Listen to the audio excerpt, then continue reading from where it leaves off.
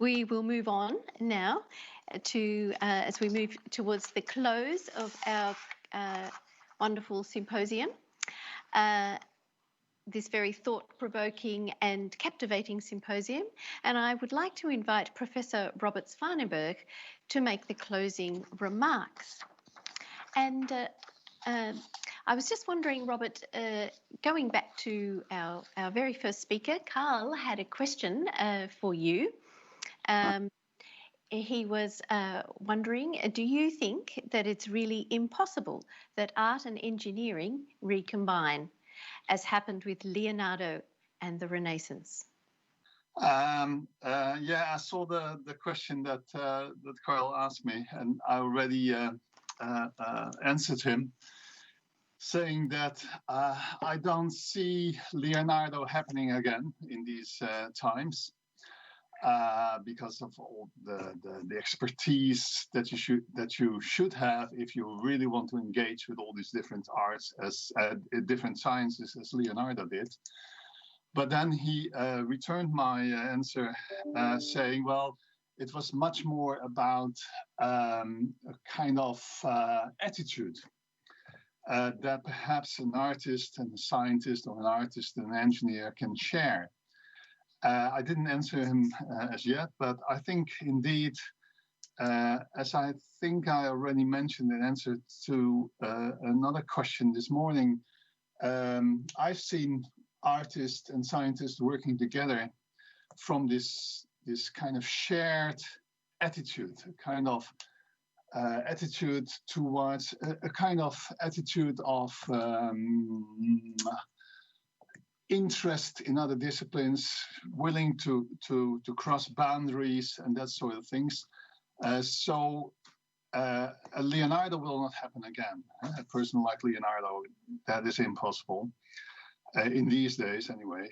But the attitude of Leonardo, this very interdisciplinary attitude in which art and science were kind of merged together, not really distinguishable. No, it's a difficult English word. Distinguishable. Yeah, right. Such an attitude I see in happening in art science collaborations. Not that much, but sometimes. So yes and no was my answer to Professor Gombrich. Thank you. So now to your closing remarks. That would be wonderful. Thank you. Okay, well, I've listened whole day and I'm really excited about this very rich and enriching event, symposium. And it's hardly possible to really give kind of wrap-up remarks about all the things that have been said here. But just to go briefly through the lectures, starting with Professor Gombrich, Ernst Gombrich. I really liked that lecture and the ideas that he put forward.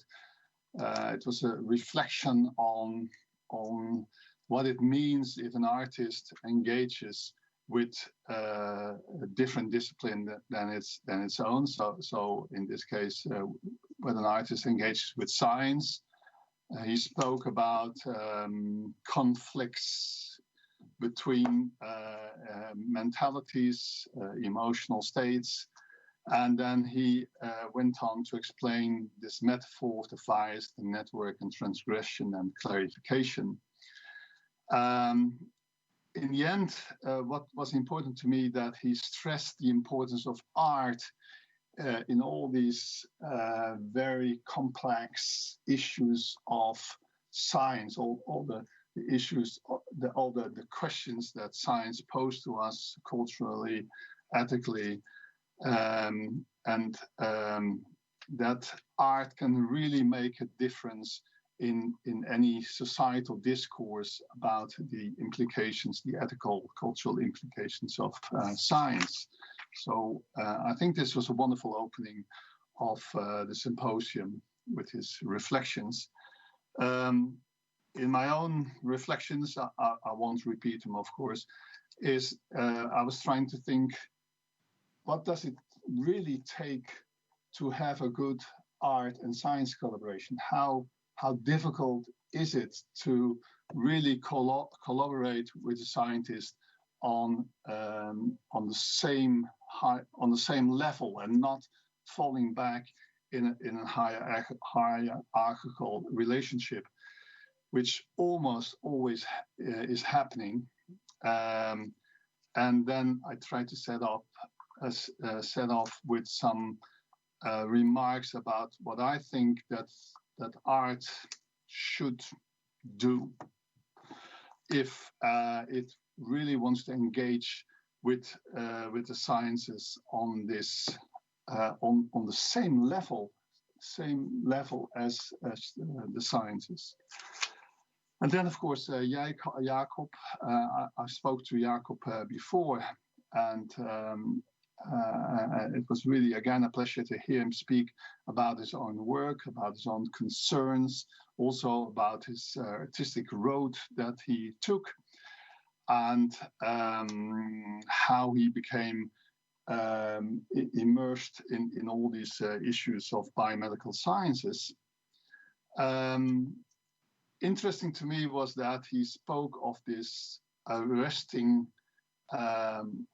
artistic space where one can meditate upon one's own position in these issues. I think that is exactly what his work does. I think Jacob really shows, anyway, to me, from my perspective, how an artist should engage with, in this case, biomedical sciences, and what kind of artistic practice is needed for that. I was also kind of captivated by the talk of Henk Jonker, in which he kind of showed to us how even the problems of civil engineering can be embedded in all kinds of cultural concerns and anxieties, which we also see back in longevity research, in research about to prolong our life in a kind of healthy way.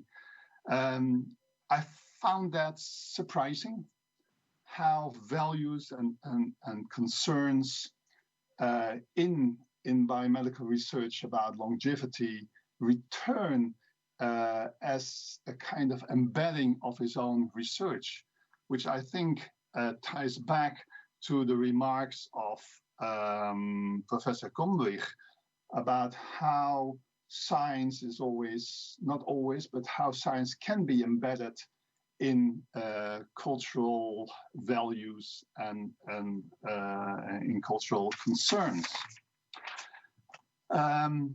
The lecture of Hans Clever, with the introduction of this little clip of Charlotte Jarvis, in which he explained how our own cells were transformed into malignant cells, and how she explains to us what her work was about and how we should interpret it. And then she spiced the narrative with her reflections on her own emotions and the fact that life is finite. That was interesting. And I have to think a bit about the artistic value of her work, vis-a-vis all the things that Hans Clevers has done to provide her with these cells. But anyway, it's interesting to see that you can have these very different exchanges between artist and scientist. And of course, the exposition of Professor Clevers of his work with organoids and also with DNA and the issue about CRISPR-Cas is of course very interesting. It is, as he explained himself, but I fully agree with that, of huge importance to the future of mankind. Not to exaggerate, but still, and indeed of huge ethical concerns to a lot of people inside the biomedical sciences and outside the biomedical sciences. And then there was this very interesting talk of Lotte Pett, why art matters in the understanding of our own life, of our own body, going back to the anogenital distance as a biological marker for male or female, for normal or abnormal, with all kinds of related health concerns. And I think she very eloquently explained how this almost neutral marker is again embedded in all kinds of social anxieties and concerns about sex and gender. The artwork that she discussed, Genital Panic, I think very impressively displays to us what art can do in exploring not only the biomedical issues at stake in this procedure, but how this biomedical procedure has always this ramification outside the biomedical sciences itself, and which is not only the case with HGD, with this distance, but with every biomedical science. And of course, Professor Kleet has also kind of referred to that. And then the last lecture of Professor White, I find very enlightening and very humorous. It might be the end of the day that it struck me as humorous, but still a long day listening to all these very interesting talks. But still, to explore the genetic aesthetics, as he explained, and how this spiral image became a subject of sculpture, focusing on this work of Charles Jenks, and then he gave us tons of these images of how artists have used this imagery of this spiral. And why this form was such an aesthetics challenge, I really liked that. It was really thought-provoking. Perhaps he didn't quite give all the answers to my questions, not specifically to the question why, but for instance, this work of Abigail Fallis with the shopping trolleys, I think is hilarious, but also as an artwork, very well suited to the issues at stake with this imagery of the DNA, of the DNA. But most of all, I think that this lecture was a kind of lecture about the condition of contemporary sculpture. At least that's how I understood it. So I had a perfect and wonderful day, a very stimulating day, to again rethink all these issues about art and science interactions, with central, of course, the artworks of Jacob. And I think the only thing we can do now is indeed visit Beelden Aan Zee, to, if possible at all, to see all these artworks. And of course, I think we all have to thank Leana for the wonderful work that she did in organizing this symposium. Thank you, Ileana. Thank you so much, Robert. It's just been a delight to have you, and thank you for your wonderful thoughts at the end of the day. It has been an incredible, as you said, a very thought-provoking day with very exciting presentations. And we would like to thank you all very much for joining us today at the Museum Beelden Aan Zee for this fascinating series of presentations, insightful reflections and stimulating questions. The Mutating Story will be published and available for purchase through our web shop coming in a few weeks. It can be ordered from our online through our web shop, and all participants from today will receive an email with a preview of the publication and more information about where exactly it can be ordered, where you can purchase it from. And you can, of course, view this symposium via the YouTube link at another time that suits you. So thank you once again for joining us. Goodbye.